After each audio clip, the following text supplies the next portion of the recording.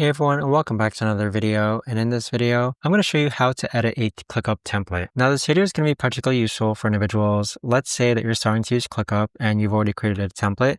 How do you actually go ahead and edit it in case you want to make future changes? Now, there's multiple ways that you could actually go ahead about doing this.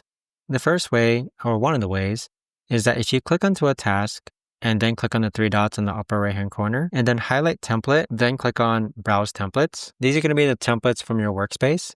So if you click into this template, you could also click on, I believe, use template, and then you could also customize the import items or import everything from this template. Now, another way to do it is that if you have a task and you've already added some customized fields, you can click on the three dots again, highlight templates, and you could also click on update existing template. So this template is actually a template that I've already used before, but let's say that I make some changes. You could also update it as an existing template, but everything stems from actually opening up a task window, and then you click on the three dots. And with templates, you can either save it, update it, or browse templates and edit it from there. But that right there, guys, is the best and easiest way that I know of to actually go ahead and edit a template on ClickUp. If you guys know of a better or easier way to actually do this, let me know in the comments down below.